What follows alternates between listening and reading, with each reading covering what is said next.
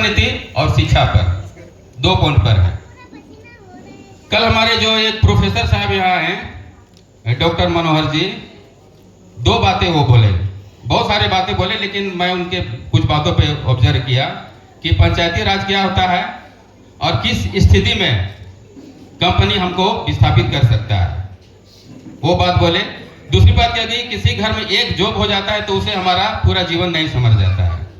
तीसरी बात कि यदि हम विस्थापित हो जाएंगे तो हम विस्थापित ही कहलाएंगे, मूल निवासी फिर नहीं कहलाएंगे। इसलिए अपने अधिकार को छोड़ना नहीं है, अपने अधिकार को पकड़ के रखना है।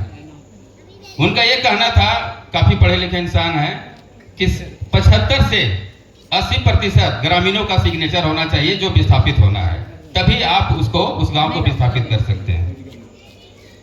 आपको याद होना चाहिए हमारा देश कैसे गुलाम हुआ और हम कैसे विस्थापित हो सकते हैं, उस याद करिए। यदि प्लासी की युद्ध नहीं होता, बक्सर की युद्ध नहीं होता, तो हो सकता है कि हमारा देश भी गुलाम नहीं होता। और उस समय भी चंद गद्दारों की वजह से हमारा देश गुलाम हुआ। ये गोपीचंद जैसे लोग, मीर जाफर जैसे लोग, मीर कासिम जैसे लोग हमारे देश को गुलाम बना दिए। प्लासी की युद्ध तो युद्ध था, लेकिन बक्सर की युद्ध नाम मात्र का युद्ध था। इसी युद्ध की वजह से हमारा देश गुलाम हुआ। तो आज हम लोग विस्थापन के कगार पे खड़े हैं। ये आपको सोचना होगा कि ये गोंदलपुरा के लोग वो तो अभी जगे हैं, लेकिन सबसे पहले तो हम ही लोग जगे थे। हम लोगों का संगठन कितना मजबूत था, हम लोग रात रात जगते थे और रोमटा और एमटा जो भी कंपनी आया उसको हम लोग खदेड़ के यहाँ से भगा दिए। आपको मैं एक छोटा सा घटना बताता हूँ। मैं बस से आ रहा था, तभी कुछ महिलाएं बातचीत कर रही थी। उधर पश्चिमी जो केराडारी क्षेत्र है, वहां से कुछ लोग विस्थापित हुए। उन लोगों का कहना था कि क्या बोले, हम लोग तो वहां से विस्थापित हो गए हैं और सब विभिन्न तरह के विभिन्न जगहों में जाकर के रहने लगे। तो उनका समाज समाप्त हो गया, टूट गया और काफी जो अपने लोग थे उनसे मिलने जुलने में काफी परेशानी होने लगी। तो मैंने सोचा कि यही स्थिति हम लोगों की होने वाली है। आज जो हम लोग यहाँ जयंती मना रहे हैं, इतने सारे लोग बैठ करके, क्या ये हमारा गांव अगर उजड़ जाता है तो ये जयंती मना सकेंगे? नहीं। हमारा संस्कृति समाप्त होगा, हमारा सभ्यता समाप्त हो जाएगा, हमारा सब कुछ समाप्त हो जाएगा। जो रेसिडेंशियल सर्टिफिकेट बनता है और कास्ट सर्टिफिकेट जो बनता है उसमें भी परेशानी हो जाएगी।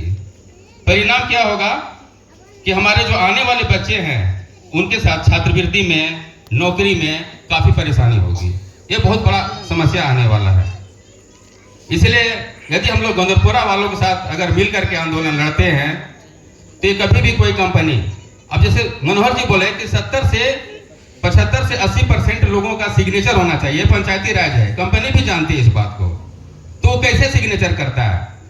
प्रारंभ में जब गुलाम हम लोग हुए तो चंद गद्दारों की वजह से ही हुए, और अभी भी जो 5 से 10% लोग जो बिचौलिया लोग हैं उसके वजह से ऐसा सब हो रहा है।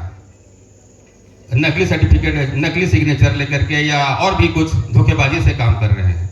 रियली में ऐसा है नहीं। अभी भी हम लोग 80% से 85% लोग ऐसे हैं जो कंपनी को जमीन देना नहीं चाहते हैं और हम लोग विस्थापित नहीं होना चाहते हैं।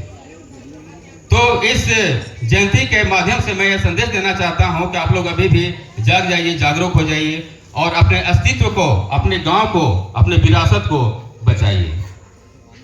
अदरवाइज आने वाला समय में हम लोगों को बहुत बुरा स्थिति होने वाला है।